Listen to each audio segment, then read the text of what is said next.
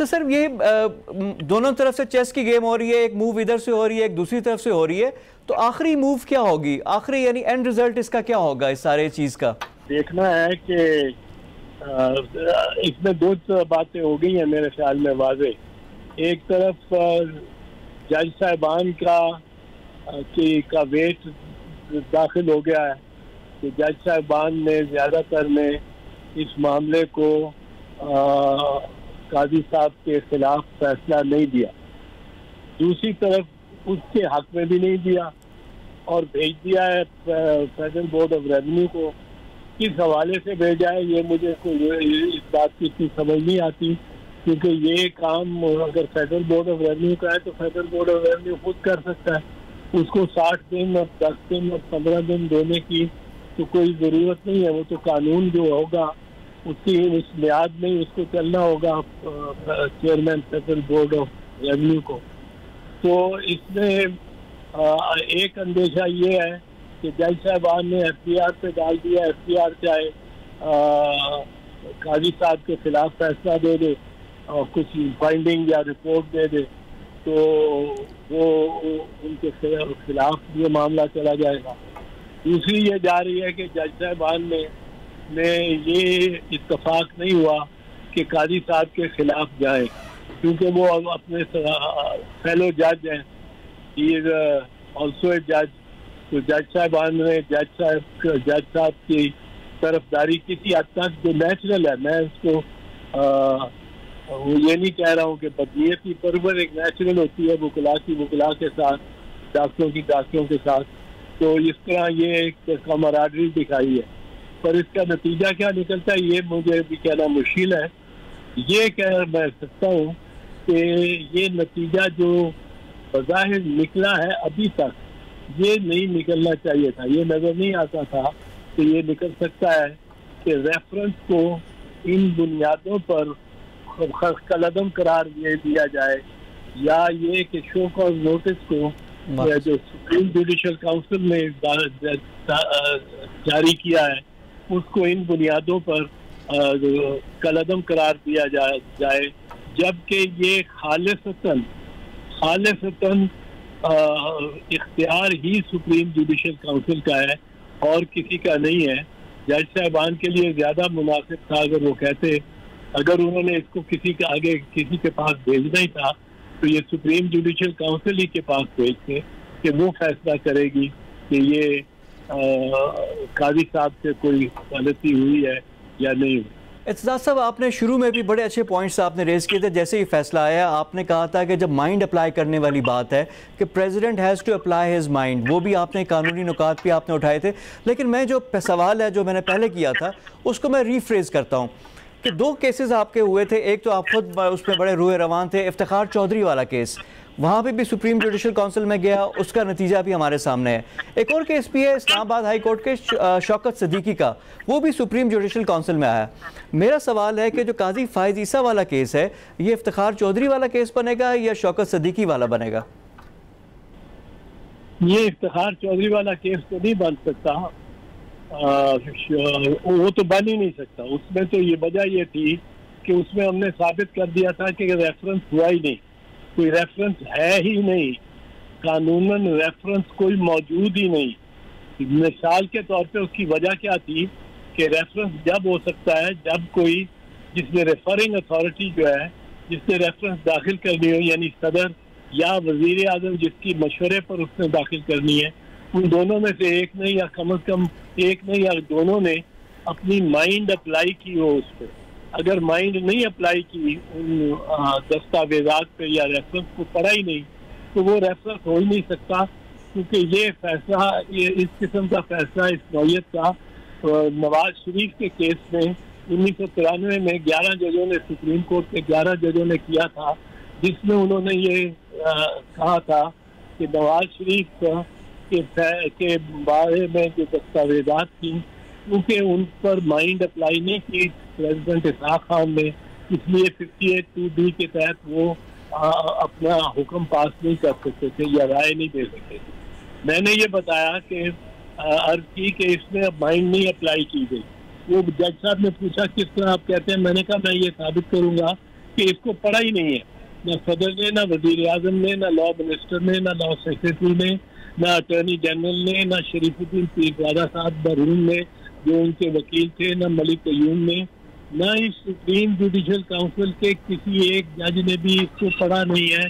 जब तक क्यों पढ़ा इसलिए नहीं है, जो साबित होता है क्योंकि उन्होंने जो एक फैसला किया है,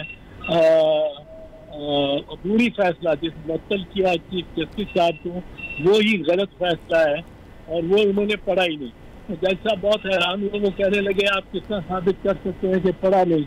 मैंने कहा ये मैं 2 मिनट में साबित करूंगा।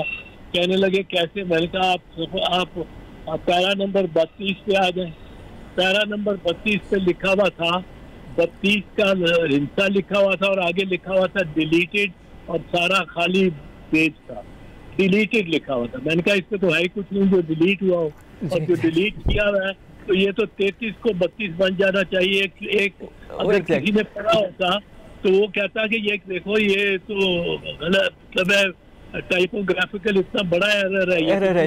अच्छा नहीं एतजाज साहब, जो काजी इसी तरह मैंने कहा पैरा नंबर 36 को देखें, 36 लिखा हुआ आगे लिखा डिलीटेड, तो ये तो पढ़ा ही नहीं किसी ने। तो जज साहबान बड़ा शोर पड़ गया अदालत में, जज साहबान आपस में बातें शुरू हो गए। मैंने कहा 400 सफ़े इन्होंने लगाए हैं, कागजात इन्होंने लगाए हैं इस रेफरेंस की तायीद में कि ये जो हमने इस पे इल्ज़ाम लगाते हैं उसकी तायीद में ये रसीदें हैं। पेट्रोल की मिसाल के तौर पर पेट्रोल का इल्ज़ाम था, तो मैंने कहा ये भी इन्होंने नहीं पढ़े 400 सफ़े। तो कहने लगे वो कैसे? मैंने कहा आप सफ़ा नंबर 64 देखें। 64 देखा गया तो एक पैम्फलेट था बिल्कुल बेहुदा सा पैम्फलेट। उसमें उसका मजमून ये था, उसके मंदरजात ये थे, बलूचिस्तान से गालबन किया हुआ था कि बलूचिस्तान के चीफ जस्टिस साहब, जिनका जो भी नाम नहीं लेता, जो फलां फलां फलां और फलां है, लेकिन सिर्फ बलूचिस्तान के चीफ जस्टिस साहब भी फलां फलां फलां और फलां, और ये गालियां बहुत बेहुदा गालियां, तो वो भी उसमें शामिल था। हाई कोर्ट के तमाम एतजाज साहब भी तो हिस्टोरिकल हमारा यानी तारीख का हिस्सा है जो आपने वो किया, लेकिन इस वाले केस पे रिकॉर्डेड है, रिकॉर्डेड जी बिल्कुल एग्जैक्टली, और जिस तरह आपने वो किया वो भी अब तारीख का हिस्सा है और सारा आने वाले वक्तों के लिए भी एक वो चीज़ मौजूद है। अब मौजूदा उस चीज़ पे आ जाते हैं, फाइज ईसा वाले पे। मैं इस पे आता हूँ, एक जुमला सिर्फ बोल दूँ, आप ये हैरान नहीं हुए होंगे कि उस अदालत में, जिस अदालत में कुछ 300 वकील बैठा हुआ था, 13 सुप्रीम कोर्ट के जज बैठे हुए थे, 8 सदर के वकील थे, और स्वाय मेरे साथियों ने और मेरे 3 साथियों, किसी ने वो ये पढ़ा ही नहीं था रेफरेंस ना, और उसके बाहर अदालत के बाहर ना सदर ने ना सुप्रीम जुडिशल काउंसिल के किसी जज ने रेफरेंस ही नहीं था पढ़ा हुआ, और चीफ जस्टिस को मुअत्तल कर दिया था। ये भी हुआ है इस मुल्क में, आपको दिखा रहा हूँ, और ये रिपोर्टेड जजमेंट है जी। अच्छा, अब ये मौजूदा वाले केस में भी लग रहा है कि किसी ने जिन्होंने पढ़ना था उन्होंने नहीं पढ़ा। अब सदर के पास भी आया, सदर ने भी उसको आगे भिजवा दिया। फाइज ईसा साहब वाले केस में भी इसमें फ़रोग नसीम साहब का किरदार, जिस तरह आपने शरीफुद्दीन पीरजादा का जिक्र किया, आप वाले इफ्तिखार चौधरी वाले केस में थे, यहाँ पे फ़रोग नसीम थे जो वजारत कानून छोड़कर वकील बनकर आ गए। इससे पहले ये एक MQM के भी रहनुमा थे, उनके भी वकील थे, उनका भी हाल हमारे सामने है। फिर परवेज़ मुशर्रफ साहब के भी वकील बने ये, उसके बाद आर्मी चीफ़ के भी वकील बने, और अब फिर हुकूमत के वकील हैं। तो फ़रोग नसीम की परफॉर्मेंस आपको कैसी लगी सर?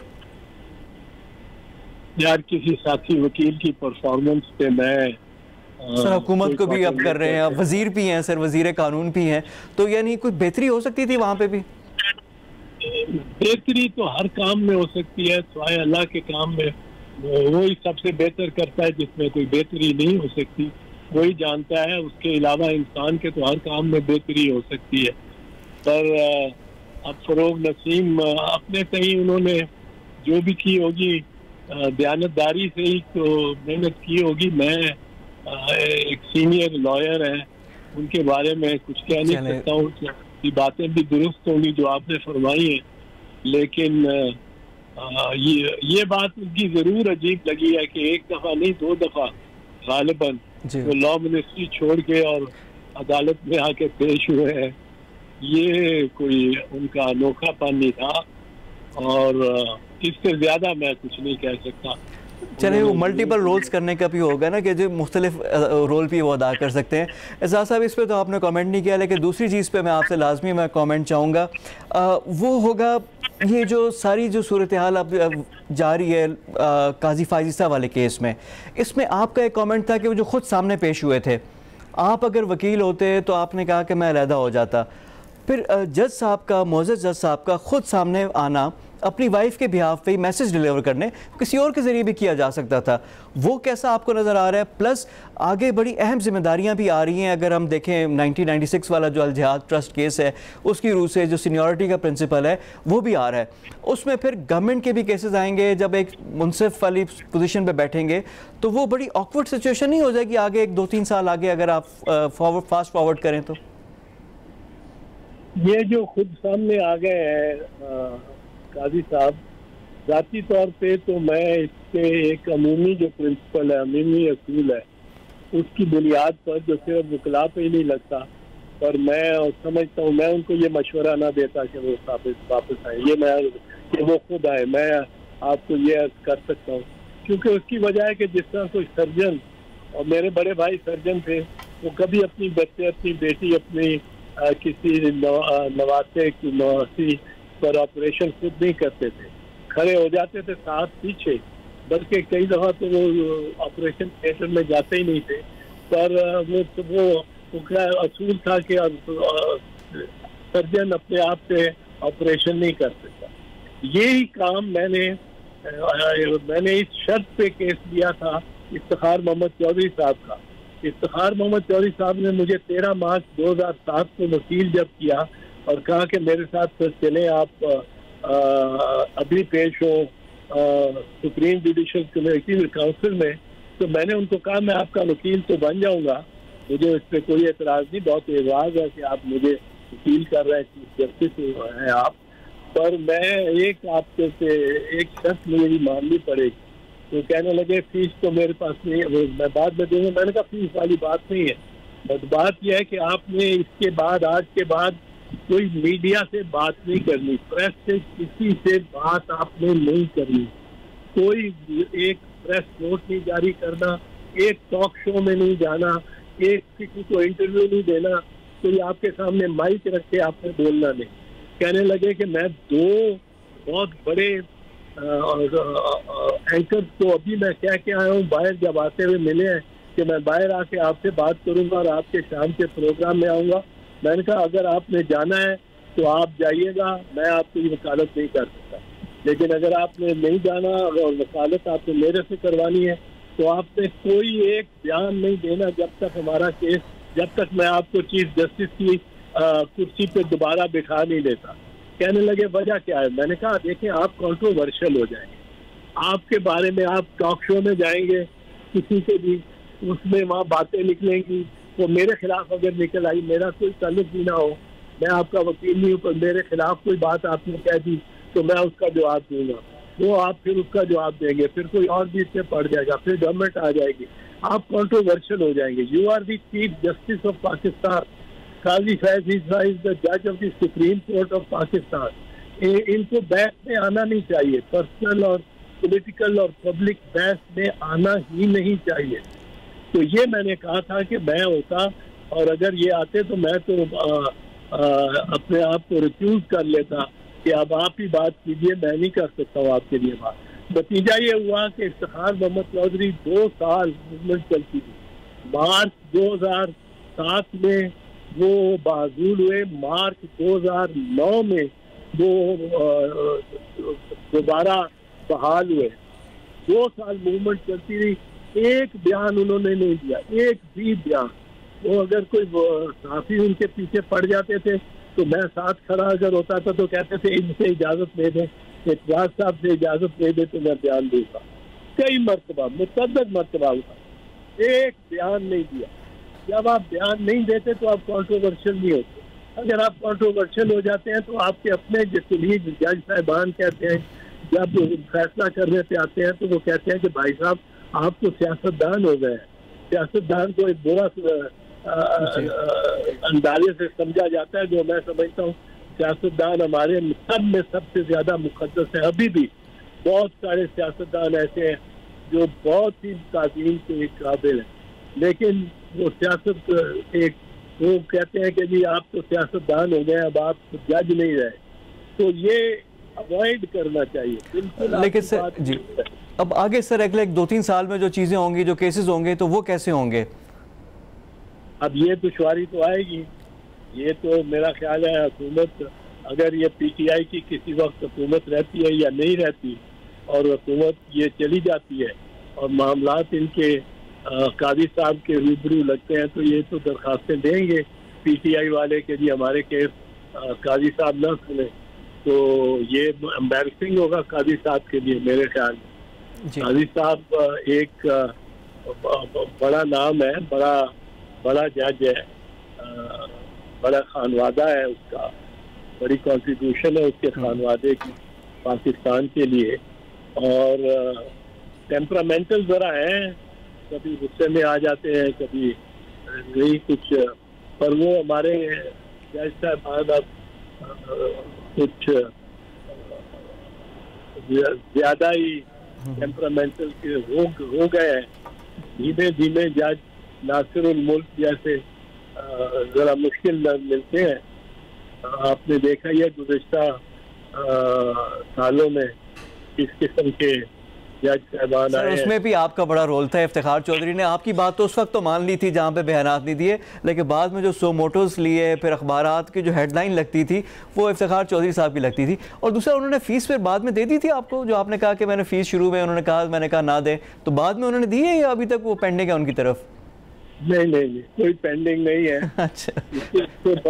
इससे बड़ा ऑनर क्या हो सकता है कि चीफ जस्टिस ऑफ पाकिस्तान जब अपनी मुश्किल में खुद आए तो आपको वकील करे, या इससे बड़ा ऑनर क्या हो सकता है कि आपका मुखालिफ जिसके नवाज शरीफ साहब ने भी आपको वकील किया था जी, आपको वकील करे।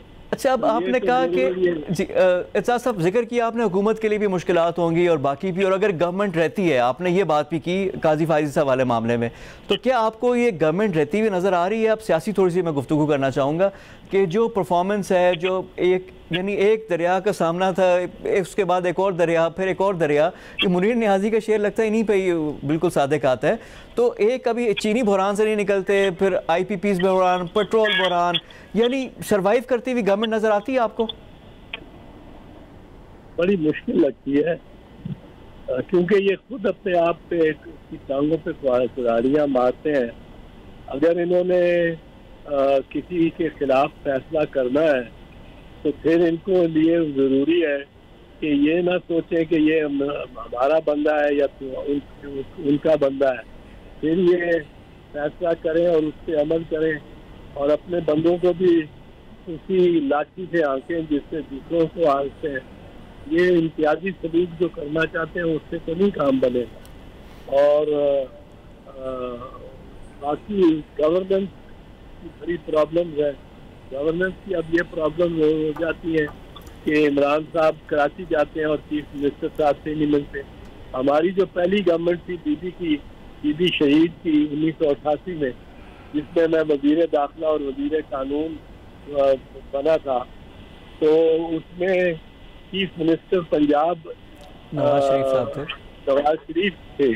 तो नवाज शरीफ इस्तकबाल करने नहीं आते थे, वजीर आजम जब आती थी लाहौर, वो नहीं आते थे, वो अपनी अड़ी में रहते थे। उनके पीछे आर्मी चीफ असलम बेग और प्रेसिडेंट इसहाक खान थे, और वो हमारे खिलाफ थे और उनके साथ थे, उनको बड़ा बना के रखते थे।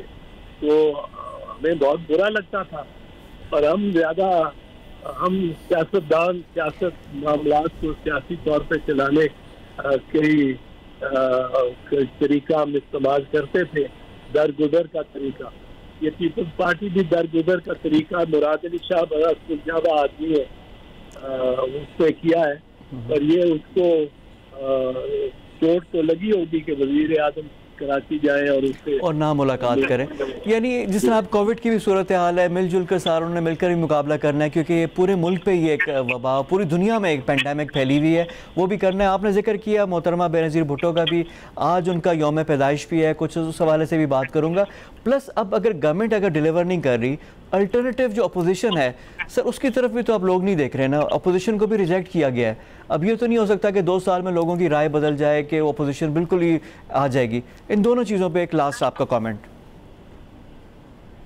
देखिए, इसकी तो 2 चीज़ें, तीसरी ताकत तो फिर कोई ऐसी है जो हमारे लिए काबिल कबूल नहीं है, और कानून और आइन के मुताबिक भी वो बात नहीं बनती। लेकिन इन हाउस तब्दीली कितना यानी रियलिस्टिक चीज़ है कि ये पॉसिबल हो कि इमरान खान को रिप्लेस किया जा सके? Is it a possibility? और ये आसानी से लोग मान लेंगे सारे? इन हाउस तब्दीली का मसला ये है कि मेरे ख्याल में असेंबली को बचाने के लिए पाकिस्तान की MNAs जो है वो तो शायद राजी हो जाए कि मुस्लिम लीग नवाज की और पाकिस्तान पीपल्स पार्टी भी और बहुत सारे PTI के लोग भी निकल आए और कहें कि जी और के खान साहब अगर इस्तीफा दे देते हैं तो किसी और को मुंतखब कर लिया जाए। लेकिन खान साहब का वोटर नहीं मानेगा, वो बिल्कुल नहीं मानेगा, हरगिज़ नहीं मानेगा। वो वोटर जो है ना हमारे मुल्क में, वोटर जो पीपल्स पार्टी का वोटर है वो भुट्टो के नाम पे ही है, भुट्टो के साथ। जो नवाज शरीफ का वोटर है वो नवाज शरीफ, वो इवन शहबाज शरीफ का भी नहीं है, नवाज शरीफ का ही है, नहीं है।